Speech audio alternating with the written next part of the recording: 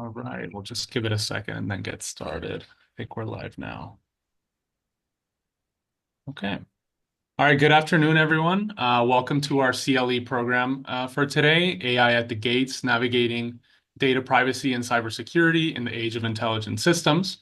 My name is Juan Antonio Solis. I'm a co-chair on the DAYL CLE committee and an attorney in the financial services, fintech, and data privacy and cybersecurity practice groups at O'Melveny and Myers, based out of their Dallas office.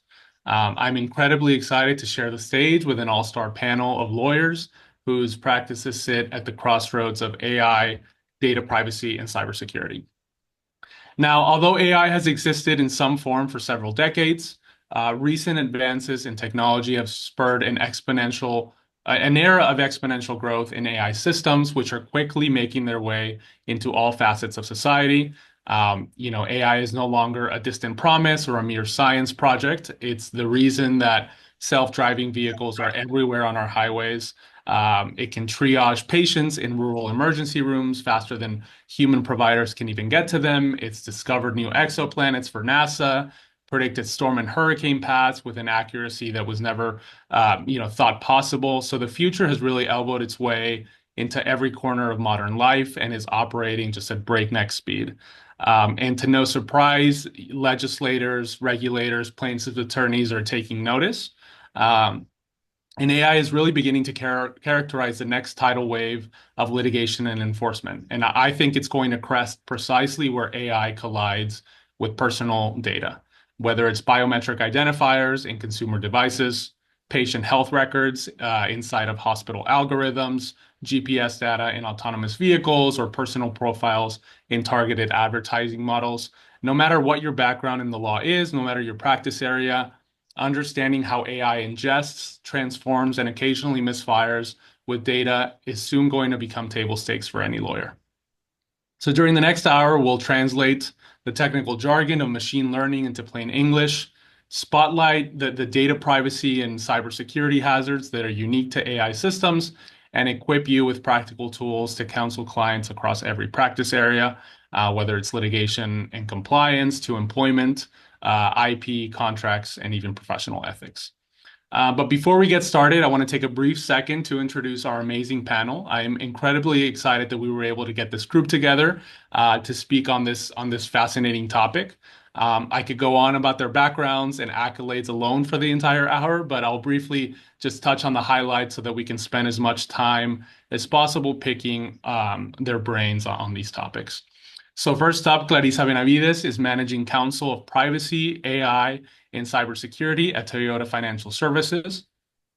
Before her current role at Toyota, Clarissa was the Director of Compliance at AT&T, Global Data Privacy and Regulatory Counsel at Flowserve Corporation, and Privacy Managing Counsel at Jurist Solutions Legal. Next up, Amber Corda was most recently AI, Privacy, and Cybersecurity Counsel at Vistra Corporation. And before that, she was the Director of Global Privacy for AT&T and Senior Director for Privacy and Legal Affairs at T-Mobile. And rounding out our panel is my colleague here at O'Melveny, Sid Modi, the reason I do any data privacy work at all. Sid is a Chambers USA ranked partner in our white collar defense and corporate investigations, data security and privacy, and fintech practice groups. Sid is also a former federal prosecutor at the U.S. Attorney's Office for the Northern District of Texas, and more specifically in the National Security, Cybercrime, and Money Laundering Division, where he was the lead cyber hacking and intellectual property attorney and the sole national security cyber specialist. Now, as a reminder, the panelists' views and opinions during this program are their own and do not necessarily represent the views or opinions of their employers. You'll see the whole program today is really meant to be a roundtable discussion. So we'll be having questions and answers throughout the whole time, and we'll also leave some time at the end for Q&A from the audience. But if during the program you have any questions, near the bottom there's a Q&A feature. Please feel free to drop any questions. We'll try to incorporate them into the discussion as we go. As far as CLE credit, our fearless leader, Sherry, will drop in the CLE code about 3/4 of the way into the program. Before we get too far into the data privacy and cybersecurity aspects of this CLE, I want us to be on the same page when we're referring to AI.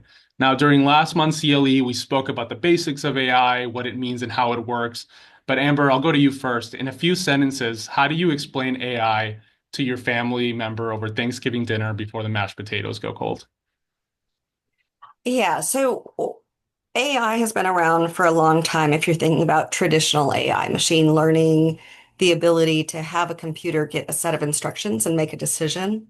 Where we've had a substantial pivot is we now have this thing called generative AI, which I'm sure all of you are aware of.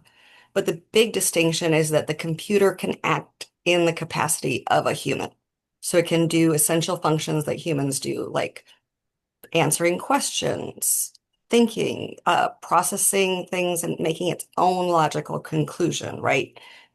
These are things like what way to path a customer service call based on the tone of voice, right? So instead of just hearing the instruction loud, transfer here, it's thinking to itself, do they sound angry, right? And then transferring the call to the right folks. So it's a huge game changer because it will enable robotics um, in a way that we couldn't do before, right? Because you had to program the future and you can't program the future, right? But now with the robot being able to learn, it will be able to do more and more human things in visual processing, auditory processing. So it'll be able to take in input from a wide variety of lenses and then perform like a human. So that's where we're going. And it's not so much generative AI today, but it's the generative intelligence of tomorrow that regulators are trying to look at. And that's what creates this arms race we're going to talk more about. Definitely. So, Clarissa, it's sort of at a high level, and and Amber just kind of touched on some of these points, but what are the different kinds of AI models, and just generally, how do they work? So, there's predictive, and I can't even remember all of them, but what I do know is, you have your regular machine learning. We understand the data that went in. We basically understand what the output is. And then you have, deep learning and a little bit more functionality and dynamicness. And so, but the situation is, for companies like my own or where I work at, we've always had machine learning. We always had some form of AI, as Amber was saying. But with this generative AI, where we don't know the data sets that went in, we don't know where it's grabbing its conclusion. That's what regulators are a little bit worried about, and sometimes businesses, because you have to understand what went in, and then we don't even know the logic of how it got to the output. So it is this particular, new intelligence that is kind of creating this whirlwind. But the, I guess, sound and true AI is now swept up into this. And so we're having to, think about, is it going to be governed by, the Colorado AI Act or any other regulation? And I would say my situation is educating my employees, team members, my colleagues that now what never was regulated now will be. And so that's kind of where we're at. But I think the difference is you had something that was more predictive. You could understand the data that went in. You understood the logic of how it created a result. And with generative AI now, you don't know all the data sets that went in. You don't know if it's hallucinating, and you don't know exactly how it came to its decision, because if you do a variance on the prompt, it might come with something different. So that's kind of where. That makes sense. I mean, I'm getting a little bit of some echo, but losing some of that control, it makes sense why regulators want to make sure that there's a party that at the end of the day is taking responsibility for what these AI models are doing, especially when they can affect employment, health, all sorts of things. And so that's all helpful context. Clarissa, I'll stay with you since I know that this is a topic you're familiar with, but as lawyers in Texas, and specifically from an ethics and professional responsibility standpoint, why should we care about AI and about understanding what AI is and how it works? Well, I really liked your intro, and that, this is an emerging area. No matter what type of law you practice, as you mentioned, there's going to be some intersection. And so you have to really understand your expertise in how AI is going to augment or impact it. And whether you think that, you're going to use AI or not, which I think if you want to remain relevant for now and in the future, you will learn AI or some kind of functionality. But we all have ethics that we need to comply with, and there's specific professional considerations that need to be thought about. And so for the ethics portion of our CLE today, I wanted to talk about Texas Rule 1.05. That is the duty of confidentiality. So you need to know how your AI is working. If you're using an open source chat GPT where you just have click through terms, you don't have a specific contract, you have to be very careful how you're utilizing client information. Make sure, and you probably went over this before, don't put their personal information. Absolutely. You might not even need to, you shouldn't put the secret sauce or confidential information, because then that gets potentially sent throughout the world. And so there's a loss of confidentiality in that sense. So it's really important that you understand the tools. So the other thing is a duty to be truthful. That is under Texas Rule 101. And so you need to ensure that any AI output, say you're using it for research, it is truthful, that you've actually went and you identified that the site that it is recommending is actually exists. And is it really talking? Is that the main point of that particular case to support you? So we know we've all heard the horror stories, and that's the one thing about generative AI. It's very convincing, and it doesn't understand between real and unreal. So if a wonderful, George, what is his name? John, I don't know, the one that's always talking about, attorneys and Pelican's Brief, what if he did like something really great and it's all fake? So it could get that and think it's serving it up to you as real. Yeah. And the last one that I wanted to talk about is the duty to supervise. That is under Texas Rule 5.01 and 5.03. And that is, you just like you need to supervise any junior associate and review their work, that is what we're called to, even when we're utilizing AI or some kind of solution. You have to understand, and supervise the work and make sure that you're ultimately the one with the credentials. So those are, some thoughts that I wanted to share, and that's how it impacts everybody, whether you're using, whatever the AI is on your Apple phone or Chat GPT. You want to make sure that you understand all of those tools as you use it in your practice. Definitely. No, Clarice, and that's a great point. I mean, really, AI is everywhere. It's used for simple things as a search engine, but it really is being embedded into so many products and services. And Amber, I'll turn it back to you. I know you've been in the sort of consumer-facing industry from a legal perspective for a long time. How have you seen consumer-facing products and services leverage AI, whether it's in your industry or in other industries? Yeah, I think there's tremendous leveraging of AI right now, right? And as lawyers, we've seen a wide variety of examples, from analyzing financial data to analyzing consumer sentiment, looking at, advertising has built profiles for a long time, but now using AI, they can do it so much quicker, and you're seeing dynamic ad insertion, right? So it's not just an ad, it's an ad for you based on your profile, right? I don't know if folks have YouTube TV, but you might have seen, if they can't get an ad up for you, in that brief millisecond, you'll see enjoy this moment of Zen, right? Which means that their targeting algorithm came up with nothing for you, but usually you'll see an ad tailored to something that you looked at, or you'll hear a lot of people say, pretty sure my phone is listening to me, or my Alexa is listening to me. And we'll talk about some ways to combat that. But speaking of that, when you're using some of these AI tools that are trained to listen as an attorney, another ethical tip I would give is to either mute the device or have a word that doesn't, your wake word shouldn't be something that you use on a daily basis, right? Yeah. Just to make sure you're not violating your duty of confidentiality by letting a third party listen in on your communication. But, we're seeing use of AI to develop new drugs, to enhance medical scans, to help plot where communication systems should go. We're seeing AI to give executives more real-time data. A lot of, McKinsey and the big analysts are calling it the golden question. How much money did I make yesterday? How much money will I make tomorrow? How much money will I make next week? Because up until now, those reports have taken weeks for organizations to pull together.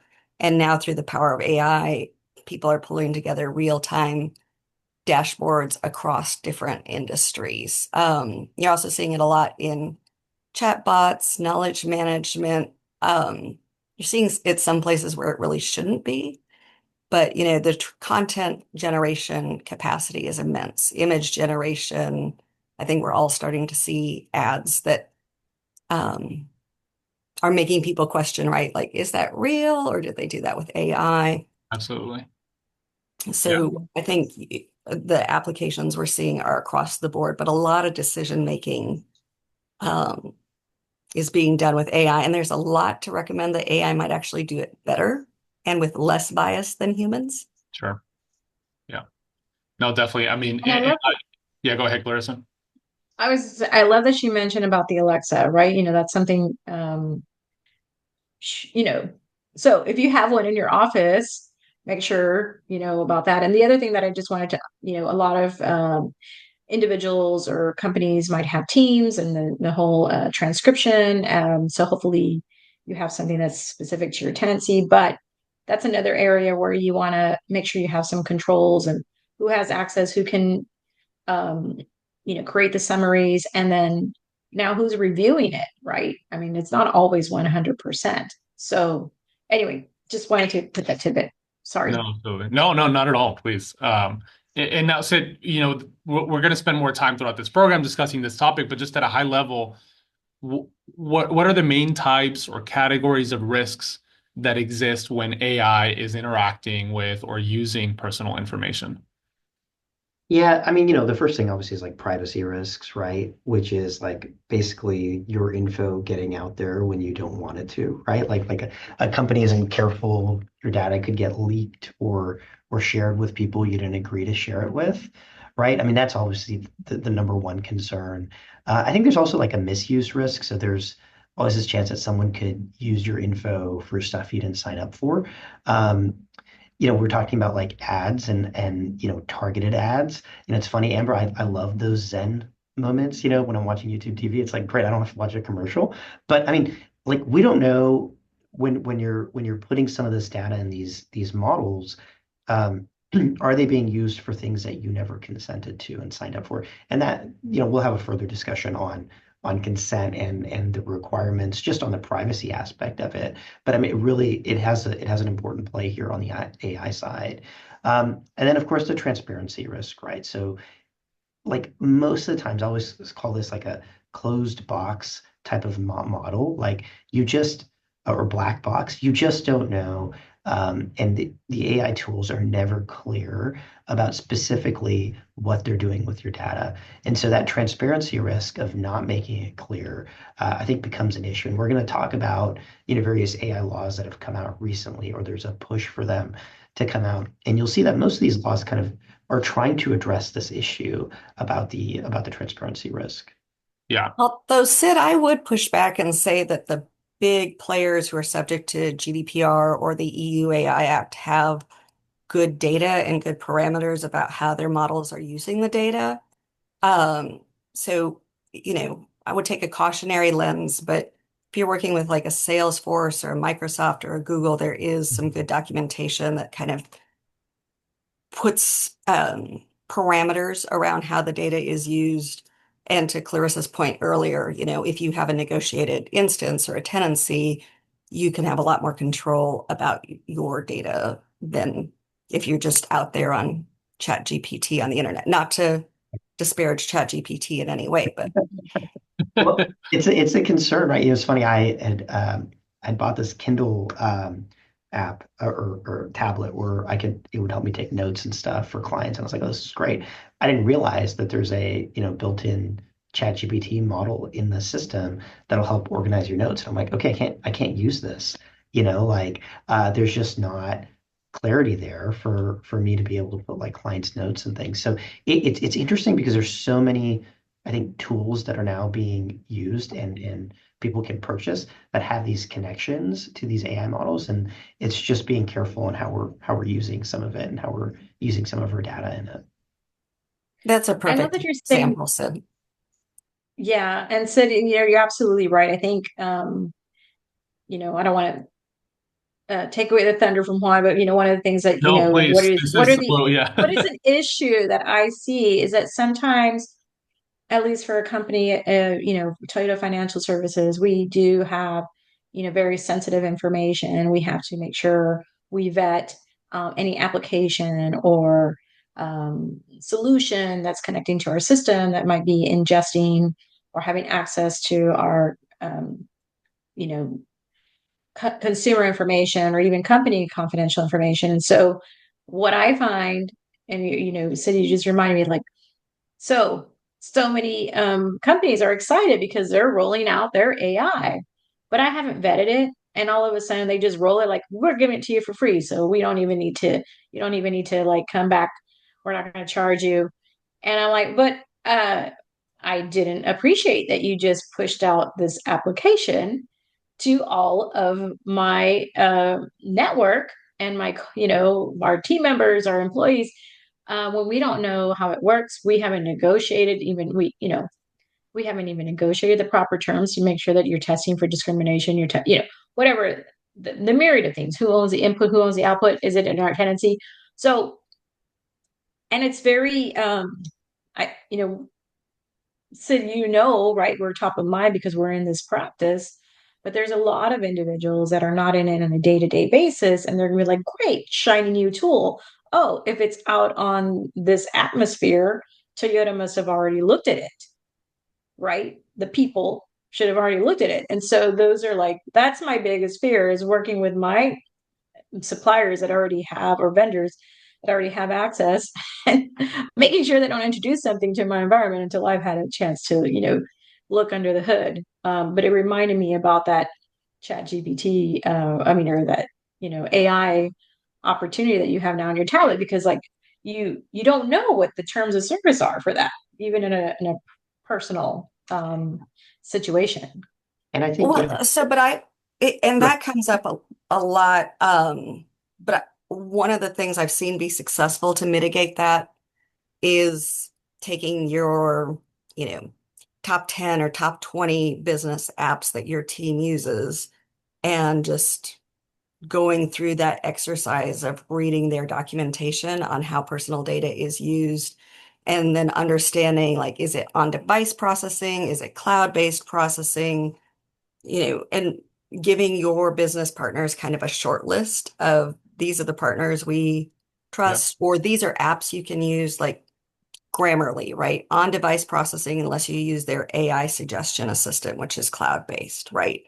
Um, and so I've tried to just give my clients a little bit of a short list and then take their temperature on what are you using, and get their list of use cases and their tools and try and do at least basic triage, Clarissa, right? Like, oh, this one I'm going to need to look at. This one, I think is GDPR ready, right? And triage it Yeah. that way. But I agree with you. Yeah. There's a lot of stuff that since it's free, it just goes out, right?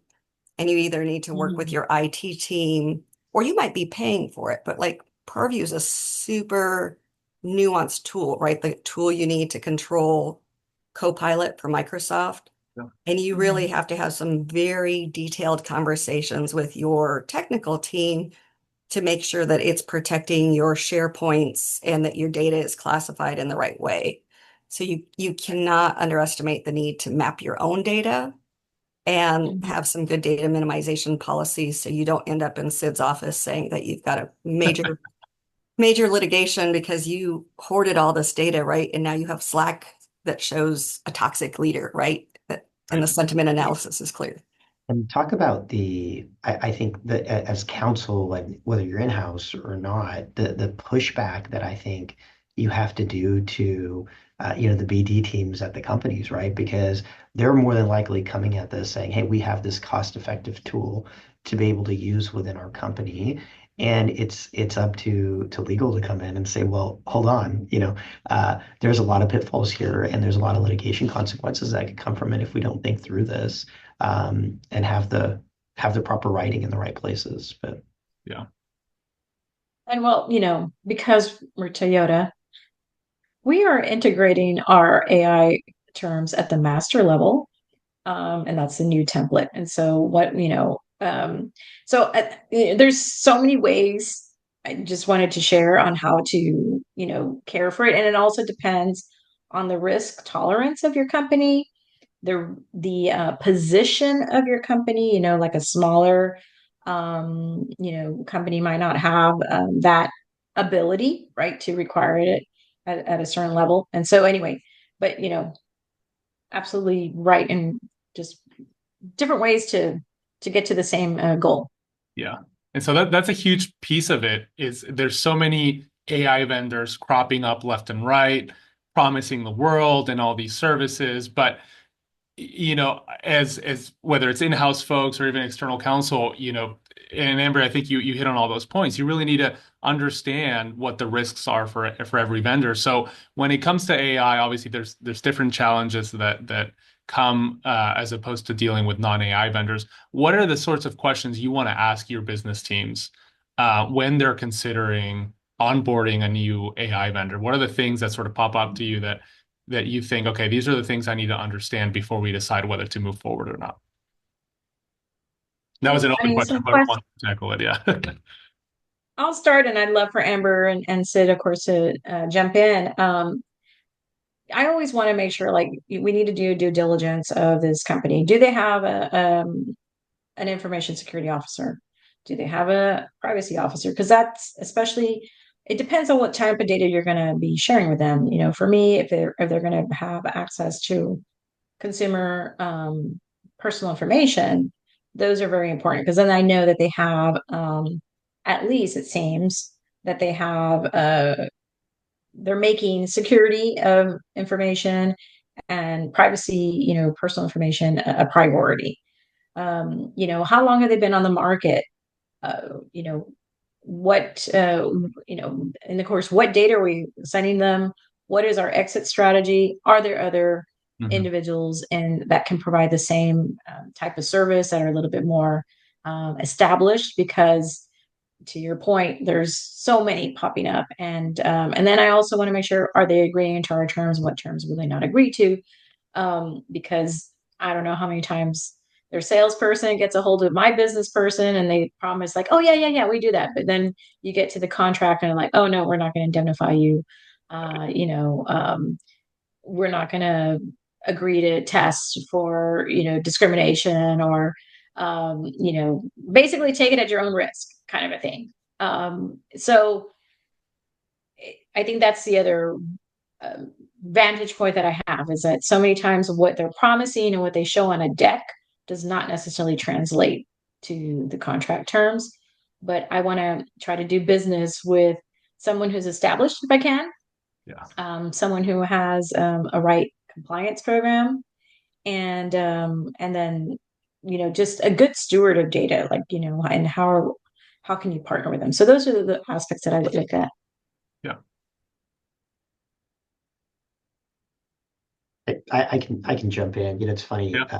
Chris, you said that. You see these decks where they'll say, "Oh, we're also like, Coupa and GDPR compliance." Like, okay, what does that mean? Because when you sit down and truly understand like their software, they can't even explain sometimes like what's happening with that data, and it's like, then how are we able to, let our consumers know that, and vet it in the contract as well, right? So there's just so many moving pieces. And I mean, yeah, the longer they've been in the market, I think is helpful, because hopefully, that they've dealt with these issues already. But Yeah, that's a good point, Sid. Like an assertion of GDPR compliance on a PowerPoint is not the same as looking at their terms or their consents or how they pass those along. So I think Clarissa gave a good list. Additional things that I look for are, what are the processing modalities, right? How are they actually going to process the data, to Sid's point? I look for some transparency in their explanation there. Who are their sub-processors? They're required to let you know who those are under many of the privacy laws. What controls do they have in place for retrieving data from subs? Where is the data being processed? Are we going to need some cross-border data transfer terminology in there or some standard contractual clauses? What's it look like from a data processing perspective?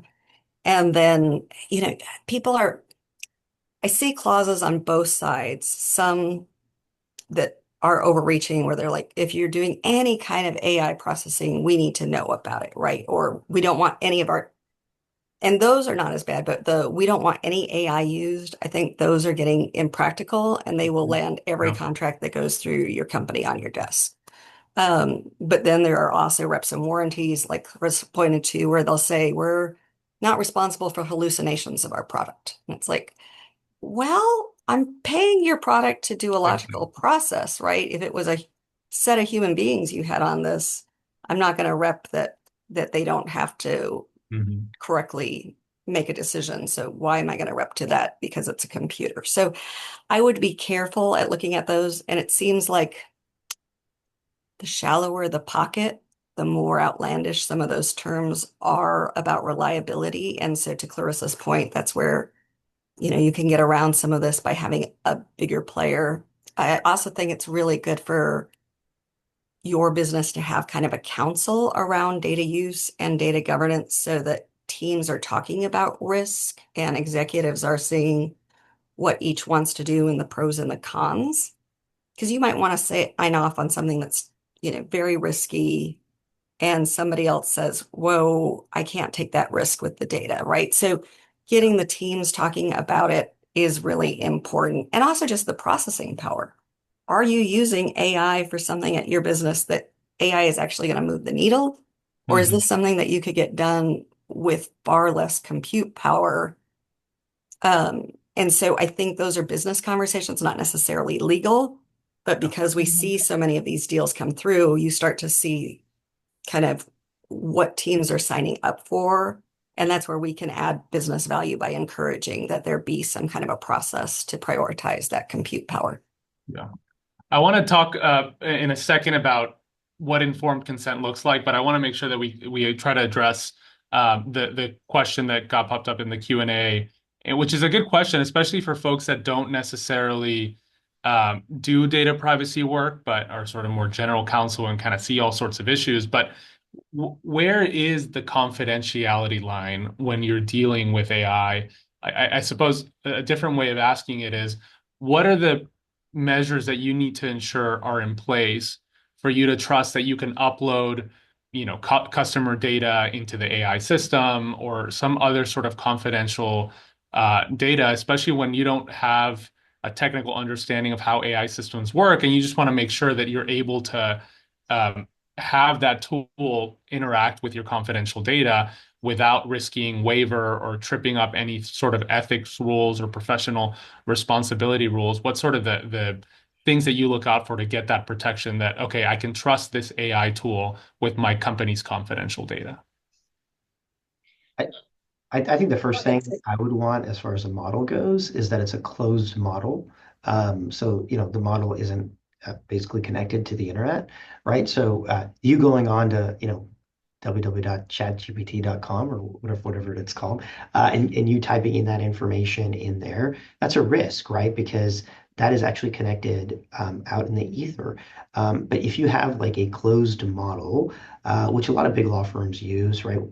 Like at O'Melveny, we have a closed model called Harvey, which a lot of the other big law firms use as well. It's a good model, but there's some security that comes into play there because it's closed off. That when you type in something, if it is learning for you specifically, it's within that, and it's not being shot out, into the ether where other people can get access to. So that's probably the number one, like first thing I look at when you're talking about, confidentiality issues, especially when you're dealing with client information, right? So. Well, and the second thing would be training of the model, right? So you might be in a closed model, like Sid said, but if you haven't, um, if you're allowing that data to go into model training, right? If you haven't either set set it up so that your data doesn't go into the training model or contractually obligated them to not use it in their training data, then your data may potentially be exposed. And that might be benign or it may not be, but that is something that as a good lawyer, you want to look at and figure out, how much of the data is stripped out before it goes into training, all of those things. So if you're not technical, the best thing you can do if you don't have resources to hire outside counsel who is technical is to just disallow the use of the data for training the actual model. Yeah, agree. And I was gonna say if it's free, generally don't put your confidential information, don't put personal information. If it's free, that's that was gonna be like my line.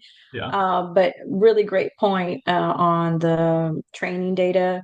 That is something that we definitely uh, negotiate. And if it's in, one of the things you can have it train on your data for your own tenancy, for your own, but it cannot ever be used for any other client that they might have. And so um, how you enforce it might be a little bit more challenging, but at least you have the paper and the expectation. Yeah. So there's a specific follow-up question here on whether Copilot is considered a closed model. I don't know if any of y'all know the So answer. Copilot Copilot is a closed model, but if you are using the publicly available internet version of it, the data will go in for training the model. That, to Clarissa's point, that's part of the value exchange, right?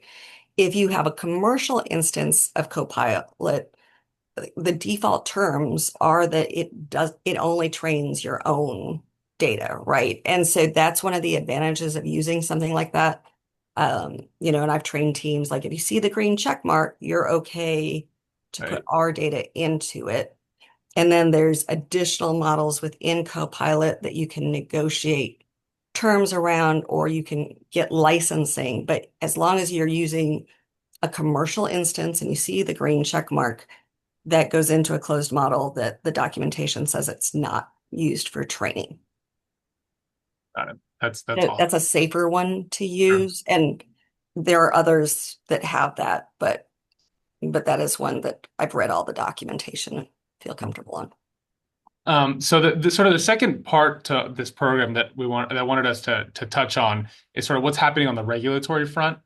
In AI is moving at such a rapid pace, but regulators and legislators are definitely trying to do their homework, try to keep up, and try to roll out, wherever they can, comprehensive frameworks to regulate the use, the development of AI.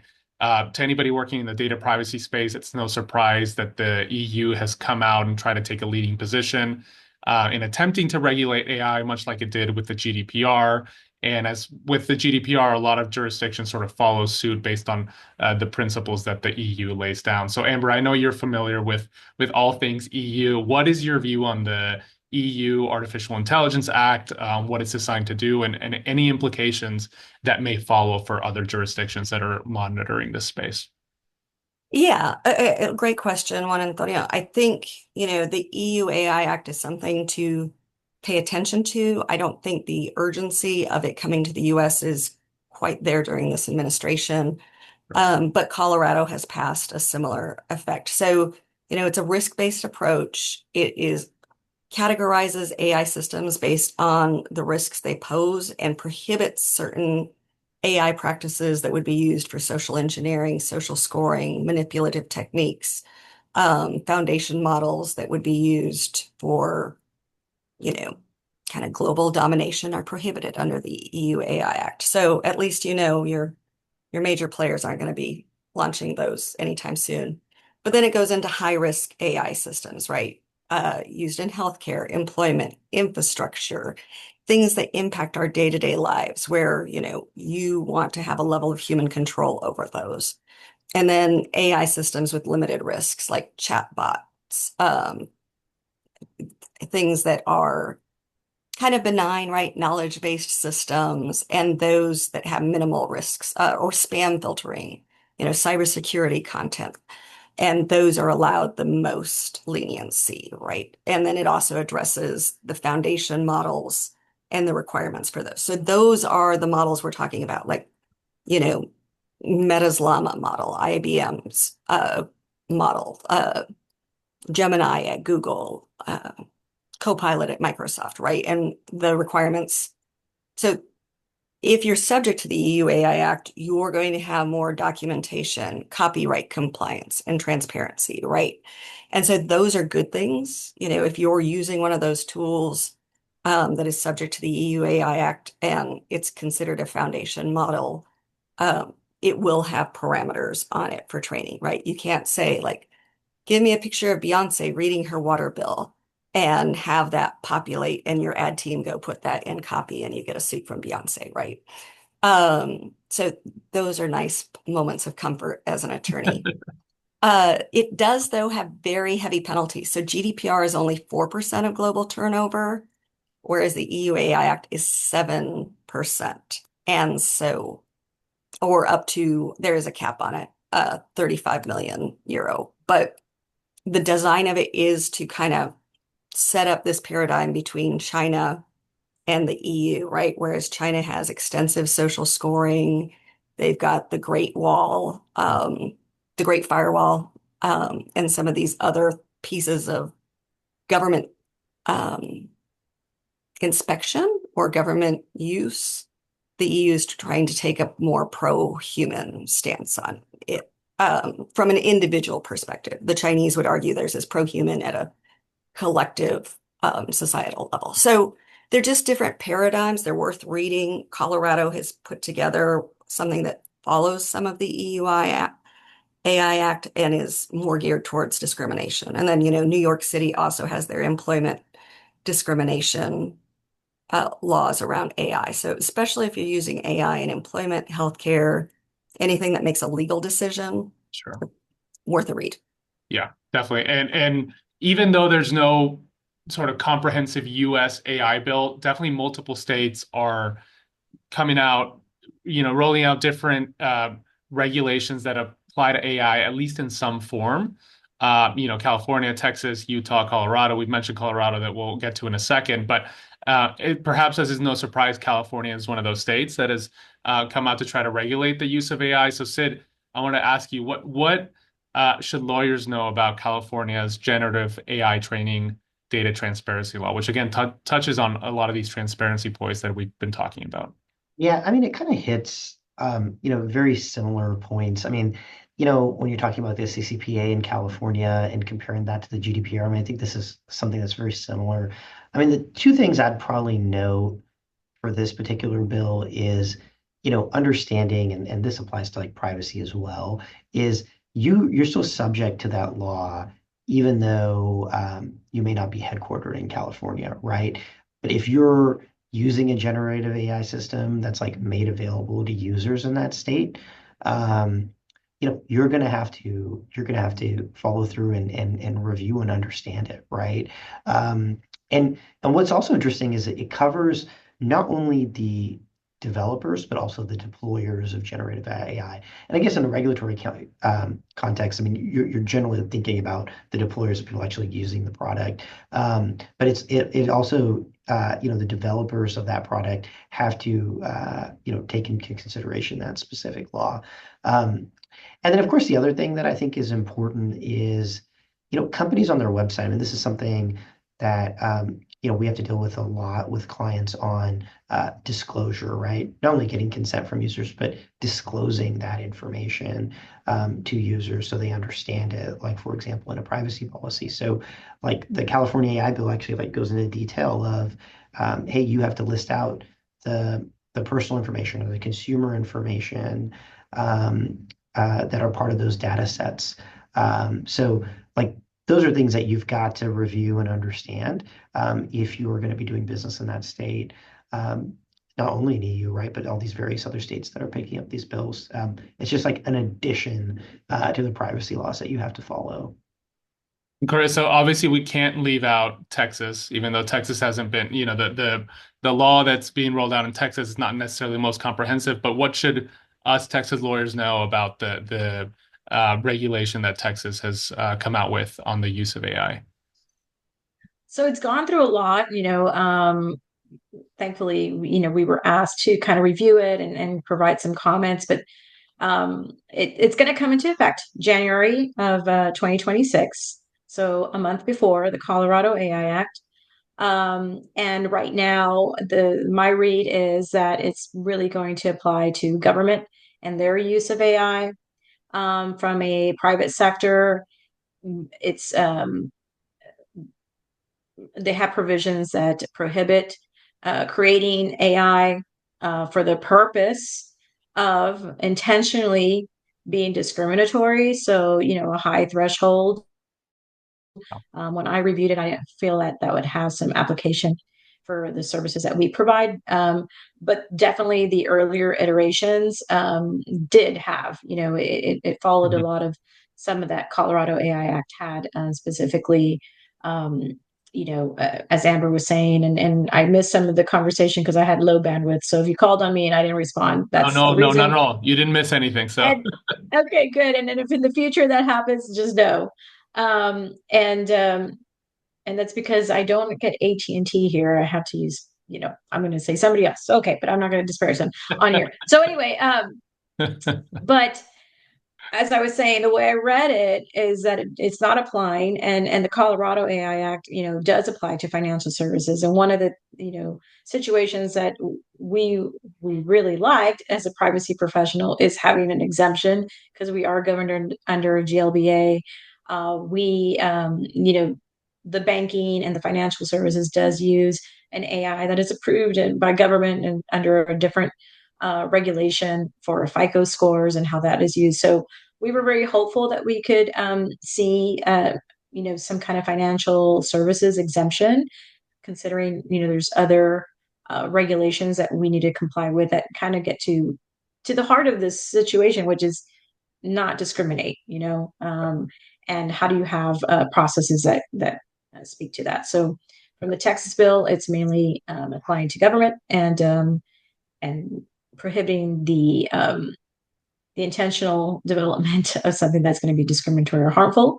And then there's also a provision about a sandbox, so having an AI sandbox. So I don't have all the, haven't read on the, each particular word about that, but that is also something that I think is going to be very hopeful and practical for, the residents of Texas. And I don't know if you wanted me to mention about just like the State of the Union. I think originally we saw last year a lot of states um, introducing bills that mimic Colorado, just like California. Once you have a state that is successful in getting something over the cross line and enacted, a lot of states copy.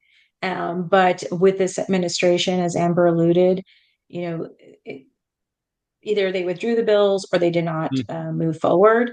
And I believe right now we're just in a state of flux on whether or not it was either going to be there was going to be tons of AI laws coming in, or right now everybody's just kind of sitting and watching, especially since the Big Beautiful Act, if passed, has a 10-year moratorium on regulation by preemption of every state to regulate AI.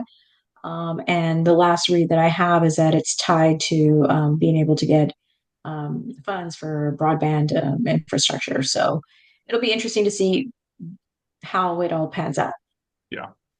That said, though, I think the Texas law, and great summary, Clarissa, it it goes a little bit in a different direction than some of the others we've seen. And so it'll be interesting to see if it gets signed, but it also, makes deep fakes or unlawful visual material illegal, using AI for social scoring again, and then restricting access to political content or infringing freedom of expression. So you do want to take a look at it. I think it's worth seeing if there's anything in there you need to add to your company's code of conduct that people shouldn't be doing, using AI for personal things during work time, right? So especially because there's some new political, um, there's language in there about how you can use it for politics, and then also the use of government use of biometric identifiers or biometric data privacy. So if you're in healthcare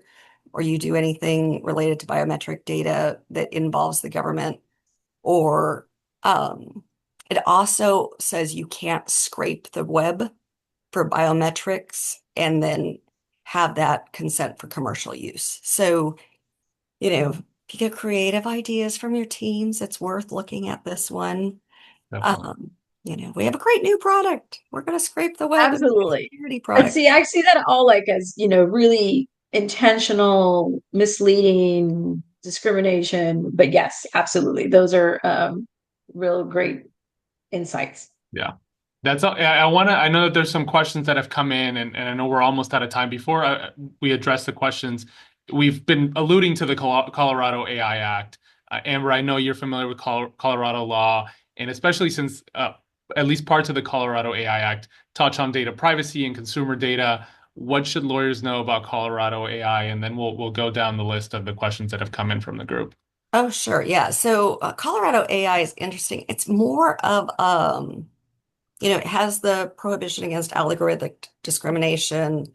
It does define high-risk systems again that make consequential decisions, but it really looks at using reasonable care, right? So whether you're a developer or a deployer, you need to show that you were thoughtful and intentional about how you deployed it. You need to have that transparency and disclosure that Sid was talking about. Things have to be easy to understand on your website about how you're going to deploy it. Consumers have a right to explanation. So it really is trying to get away from this black box and understand why did you put me in the category of sports enthusiast, right? I've been a couch potato for 30 years. Uh, the right to correct and appeal, that's where if you go into your Facebook settings, now you can see you can recategorize yourself or say I don't want these ads, or you can delete categories. So if you're a social media user, do go look at your settings. You will be surprised to see how they categorized you. Enforcement is with the Colorado AG, and there are some exemptions for small businesses and industries that already have other AI regulation, like there's a Colorado AI insurance law. We don't have time to go into it, but if you're subject to Colorado jurisdiction, California, um, even Nevada, those are kind of big ones to watch in addition to Texas. Maryland has got some data minimization. There's a lot of nuance in this. So I do recommend building a framework and then layering these AI rules in as they get there. And so I'll, as far as the questions that have come in, I'll start in reverse order since it's sort of related to this topic on regulation. And Clarissa, I know you kind of mentioned, gave some context about this, but do y'all expect a comprehensive AI bill in the US in the short term, or do you think it's going to be more of a state by state approach, kind of how it's been with data privacy in general so far? As I mentioned, I'm not thinking that we're going to have a bill passed anytime soon, Yeah. comprehensive, just because of the state and the mentality of the administration. If anything, it's going to be something for the advantage and the growth of inspiring innovation within AI. I don't think it's going to be something that regulates it because some of the things that we talked about before, as we were preparing, is it is an arms race. Different countries, different leaders are thinking that AI, whoever ends up having dominance in that area, will probably have a greater power in the grand scheme of our world dynamics. So I believe under this administration, if there is anything that's comprehensive, it's going to be not necessarily regulating, but more just setting some parameters to inspire innovation at this point. Like I said, we need to keep an eye out for the beautiful act to see if that moratorium actually survives. Yep. And then that will definitely dictate, that state regulators will probably not fill in because generally, as you said, when the federal is unable to act, the states will fill in.